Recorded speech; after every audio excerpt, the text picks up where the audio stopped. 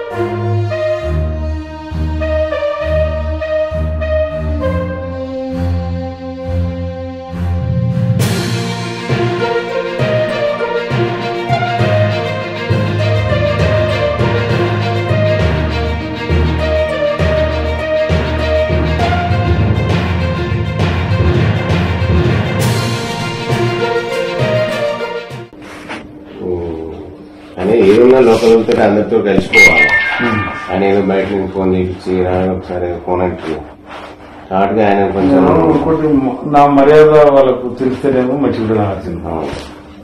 నాతో మర్యాద తీసుకోకపోతే వాళ్ళ బేమర్యాద అయింది. అదే మీరు అదే ఎవడే సంసారి చెప్పండి, ఎవడో సంసారి చెప్పండి, ఎవడో సుధపు చెప్పండి.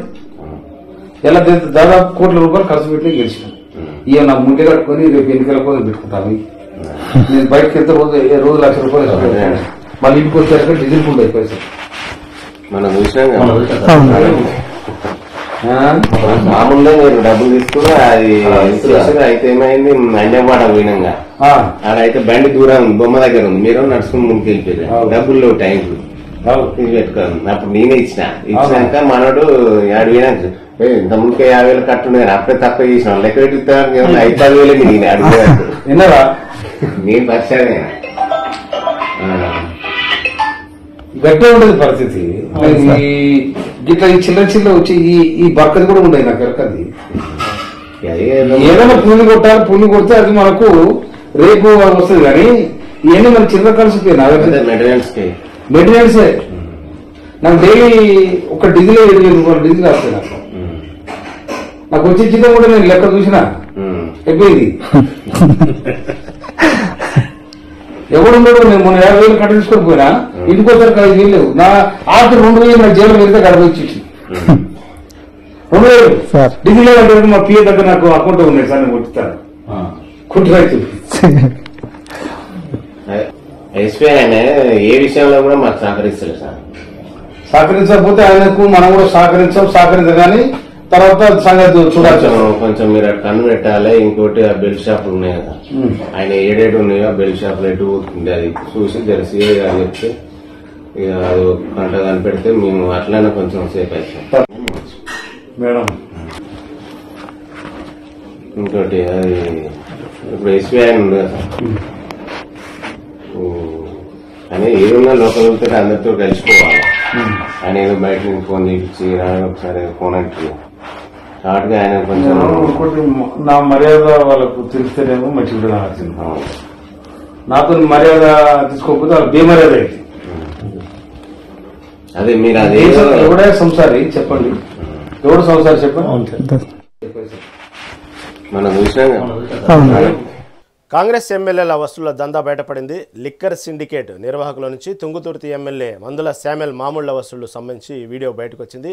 ఎప్పుడు వివాదాల్లోకి ఉండే తుంగుతుర్తి ఎమ్మెల్యే గురించి ఈ తాజా అప్డేట్ మా ప్రతినిధి వెంకటరెడ్డి అందిస్తారు. వెంకటరెడ్డి చెప్పండి, ఎమ్మెల్యే మామూళ్ల వసూళ్ల గురించి మళ్ళీ ఒక వీడియో బయటకు వచ్చింది. అసలు ఎప్పుడు వివాదాల్లో ఉండే తుంగుతుర్తి ఎమ్మెల్యే శామ్యుల్ ఎందుకు పదే వివాదాలు చిక్కుంటున్నారు? దీని మీద తాజా అప్డేట్ ఏంటి? Good morning Rahim. ఇక మరో వివాదంలో తుంగతుర్తి ఎమ్మెల్యే మందుల స్వామ్యాలు అయితే చిక్కుకున్నారని చెప్పొచ్చు. తాజాగా ఇటు హైదరాబాద్ కు వచ్చినా లేదా నియోజకవర్గంకి వెళ్ళినా అక్కడ ఏదో ఒక హడావుడి చేస్తూ కనిపించేటువంటి మందుల స్వామ్యాలు తాజాగా లిక్కర్ మాఫియాకు సంబంధించినటువంటి డీల్స్ ని సెట్ చేస్తూ కూడా ఒక స్టింగ్ ఆపరేషన్ కు దొరికిన పరిస్థితి అయితే ఉంది.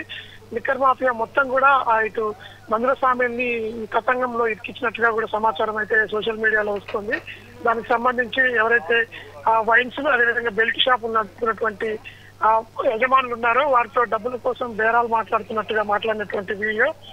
అదేవిధంగా అదే సమయంలో మందుల స్వామ్యాల ఇంట్లో తన భార్యతో గోడపై ఉన్నటువంటి ఫోటో ఉన్న విజువల్స్ మాత్రమే కవర్ చేస్తూ మందుల స్వామ్యాల మాటలు మాత్రమే వినపడే విధంగా కూడా ఈ వీడియోనైతే సీక్రెట్ గా షూట్ చేసినట్టుగా తెలుస్తోంది. ఇక దీనికి సంబంధించి ప్రస్తుతం అయితే రాజకీయ వర్గాల్లో తీవ్ర చర్చ అయితే జరుగుతుంది.